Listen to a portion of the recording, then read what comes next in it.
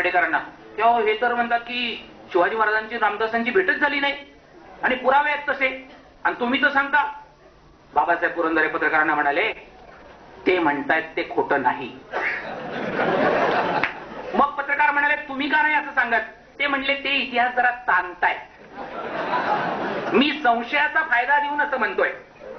संशयाचा फायदा गुन्हेगाराला देतात, लक्षात ठेवा. आपण नीट समजून घ्या. संशयाचा फायदा कुणाला देतात? गुन्हेगाराला देतात.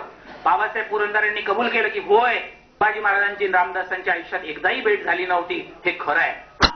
आम्ही कोकळून मांडल्यानंतर मग होता तो हा की बाबासाहेब पुरंदरेंच्या जेव्हा लक्षात आणून दिलं गेलं की ज्या 534 आणि 537 कागदपत्रांचा तुम्ही आधार घेताय, त्याच्यापैकी 537 मध्ये गो ब्राह्मण प्रतिपालक उल्लेखच नाहीये. हा म्हणले, बरोबर नाहीये. आणि 534 मध्ये उल्लेख आहे, पण शिवाजी महाराजांनी स्वतःला नाही म्हणून घेतलेलं. शिवाजी महाराजांच्याकडे दक्षिणा मागायला गेलेल्या एका भटजीने शिवाजी महाराजांचं कौतुक करताना, तुम्ही ब्राह्मणांचंही पालन करता तेव्हा मला दक्षिणा द्या, असं म्हटलेलं आहे. शिवाजी महाराजांनी म्हणून घेतलेलं नाही स्वतःला. शिवाजी महाराजांनी गो ब्राह्मण प्रतिपालक म्हणून घेतलेला एकही कागदपत्र, एकही पत्र, एकही दस्तावेज उपलब्ध नाही. पण तरीही बाळ गंगाधर टिळकांपासून बाबासाहेब पुरंदरेंपर्यंत सगळ्यांनी गो ब्राह्मण प्रतिपालक, गो ब्राह्मण प्रतिपालक, गो ब्राह्मण प्रतिपालक. म्हणजे एक गोष्ट खोटी असून सुद्धा दडपून हे लोक एवढ्या वेळा सांगतात की तुमची माझी पाठ होऊन जाते, आणि झोपेतनं उठलं तरी आपण सुद्धा गो ब्राह्मण प्रतिपालक छत्रपती शिवराय सुरू करतो. भाव आणि बहिणीनं, याच संदर्भामध्ये पुढच्या मुद्द्याकडे, पुढच्या मिथकाकडे आपण जाणार आहोत, आणि तो हा की रामदास हे शिवाजी महाराजांचे गुरु होते, आणि म्हणून शिवाजी महाराज मोठे झाले, म्हणून शिवाजी महाराजांचं जे काही प्रचंड असं काम झालं ते घडलं, रामदासांमुळे घडलं. आता तुम्हाला या संदर्भामध्ये मात्र थोडे पेशन्स, थोडा धीर राखला पाहिजे, आणि जरा माझ्याबरोबर एक 3-4 मिनिटं फिरायला आलं पाहिजे. भावानं बहिणीनो, रामदासांना शिवाजी महाराजांचे गुरु ठरवण्याच्या मागची कारस्थानं जी आहेत, त्याच्यातलं मुख्य कारण हे की जर का शिवाजी कर्तबगार असतील, बुद्धिमान असतील, मोठे असतील, आणि ते मराठा असतील, तर आम्हाला किती अपमानकारक आहे हो. आमच्या मदतीशिवाय, आमच्या सहकार्याशिवाय, आमच्या मार्गदर्शनाशिवाय तुमचा माणूस मोठा होऊ शकतो? किती अपमानास्पद आहे. आणि त्यामुळे तो आमच्याच माणसामुळे मोठा झाला हे तरी मग सिद्ध केलं पाहिजे, पण दाद दिली पाहिजे कष्टाची. अरे, एक खोटी गोष्ट सांगण्यासाठी या माणसांनी किती कष्ट करावेत. मी आपल्याला पुरावे देतो, नुसते ऐकून सुद्धा दमछाक होईल तुमची. पहिल्यांदा या संदर्भामध्ये सुपारी घेऊन कामकाज सुरू केलं ते इतिहासाचार्य राजवाडे यांनी. त्याला फोडणी दिली ती हरिनारायण आपटे या कादंबरीकाराने. त्याच्यात भर घातली ती बाळ गंगाधर टिळक या राजकीय नेत्याने. त्याच्यामध्ये फार मोठ्या प्रमाणामध्ये हे कारस्थान उचलून धरून चालवण्याच्यासाठी सातत्यानं प्रयत्न केले ते शंकर श्रीधर देव यांनी. त्याला जोड दिली भास्कर वामन भट यांनी. त्यात सहभागी होते लक्ष्मण रामचंद्र पांगारकर, त्यात सहभागी होते अनंतदास रामदासी, ज.स. करंदीकर, डॉक्टर एस.एस. शिवदे. भावानंद बहिणीनं त्यात सहभागी होते न्यायमूर्ती रानडे सुद्धा. त्यात सहभागी होते बादा पळणिटकर. त्यात सहभागी होते दास विश्राम धाम या ग्रंथाचे लेखक. त्यात सहभागी होते सदाशिव खंडू आळतेकर. आता हे एवढे लोक एक सुपारी घेऊन किती वर्ष काम करतात? 1870 पासून 2004 पर्यंत.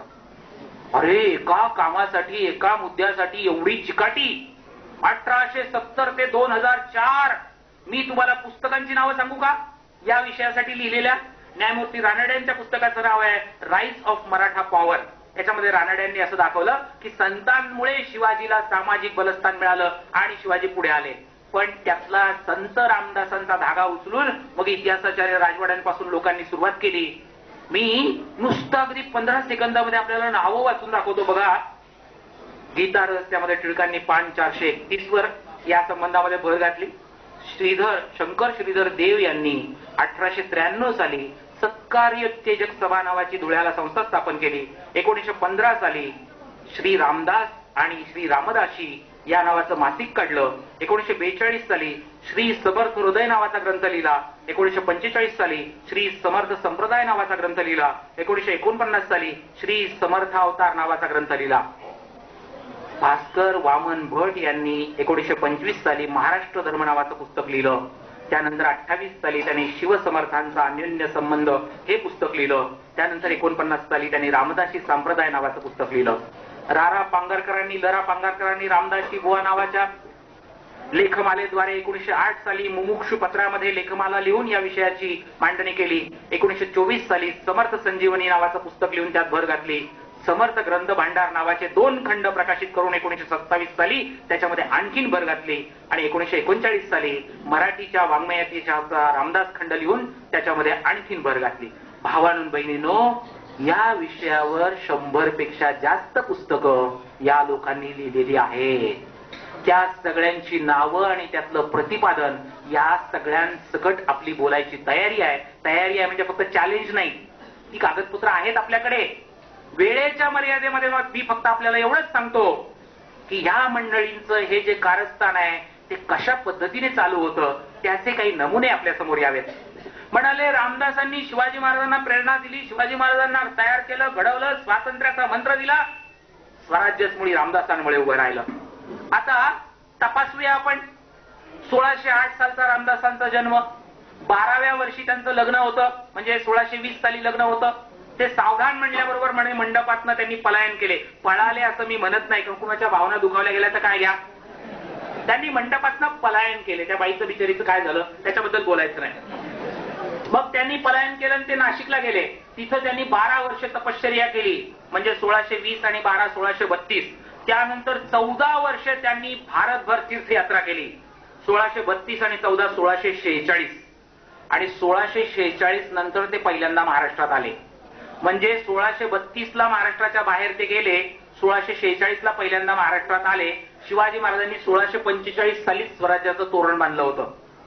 आता साधा प्रश्न असा उपस्थित करता येईल की 32 साली शिवाजी महाराज रामदास महाराष्ट्रातनं बाहेर गेले तेव्हा 2 वर्षाचे होते. त्यामुळे 2 वर्षाच्या मुलाला प्रेरणा देऊन गेले स्वराज्याची, म्हणावे तर कठीण आहे. नाही तसं तुम्ही म्हणा, पण पुरावा तसं म्हणू देत नाही, ही माझी अडचण आहे. आणि 46 पर्यंत ते महाराष्ट्रातच नाहीत, त्यामुळे तिकडनं त्यांनी मोबाईलद्वारे प्रेरणा दिली. असं तुम्हाला म्हणायचं असलं तर तुम्हाला सिद्ध करावं लागेल की मोबाईल तेव्हा पण होता. कारण दुसरी काय पद्धत असू शकते. कसं ते शिवाजी महाराजांना प्रेरणा देऊ शकतात, महाराष्ट्राच्या बाहेर असलेले शिवाजी महाराजांच्यावर गुरुपण गाजवून कशी प्रेरणा देऊ शकतात. वस्तुतः इतिहास असा आहे की 1649 ला रामदासांनी पहिलं मंदिर चाफळला उभं केलं रामाचं, कृष्णा नदीच्या तीरावर साताऱ्याकडे. आता गंमत अशी की शिवाजी महाराजांना स्वराज्याची प्रेरणा देणारे रामदास राम मंदिर उभं करतात ते आदिलशाही राज्यामध्ये, शिवाजीच्या राज्यात नाही. बघा तुम्ही. दुसरा मुद्दा, जमीन घेतात शिवाजी महाराजांचे शत्रू क्रमांक 1 बाजी घोरपडे यांच्याकडून, म्हणजे शिष्य शिवाजी आणि जमीन मात्र शत्रूची. काय गंमत आहे.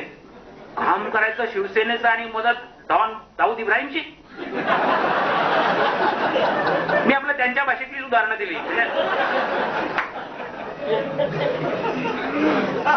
तुम्ही शिवाजीचे गुरु राम मंदिर शिवाजीच्या राज्यात उभं करायचे आहे, जे आदिलशहाच्या म्हणजे शत्रूच्या राज्यात उभं करता. जमीन बाजी घोरपडे नावाचा शिवाजी महाराजांचा शत्रू क्रमांक 1. आणि हे मी म्हणत नाहीये, शिवाजी महाराजांचं स्वतःचं पत्र आहे, ते वाचून दाखवणार आहे मी नंतर. शिवाजी महाराजांच्या शत्रूकडनं जमीन घ्यायची आणि या मंदिराला वर्षाचं अनुदान कुणी दिलं माहितीये? मुरार जगदेव नावाच्या शिवाजी महाराजांच्या आणि शहाजी महाराजांच्या दुसऱ्या शत्रूने. आणि ते कुणाकडनं मिळवून दिलं माहितीये? मुसलमान आदिलशहाकडनं. म्हणजे श्रीरामाच्या मंदिराची पूजा करण्याचा खर्च आदिलशहा करणार. ही रामदासांची रामभक्ती आणि राष्ट्रभक्ती, यात माझा एकही शब्द नाही. हे 1649 ला. भावांनो बहिणीनं, पण ह्या रामदासांना मोठं करण्यासाठी जे 1650 साली वारले त्या तुकारामांच्या तोंडामध्ये 1886 ते 1890 हे तुकाराम गाथेतले 5 अभंग ढकलून टाकले, तयार केले तुकारामाच्या नावावर. की तुकाराम शिवाजी महाराजांना असं म्हणतात. काय म्हणतात? शिवाजी महाराज तुकारामांना भेटायला गेले. तुकाराम म्हणतात, तू माझ्याकडे येऊ नकोस, तू रामदासांकडे जा, ते तुझे योग्य असे मार्गदर्शक होतील, तू तिकडे जा. आता कोणालाही पटेल हो, टिळकांनी दास गीता रहस्यामध्ये याचं फार कौतुक केलंय. आणि बघा, तुमच्या तुकारामाने सांगितलं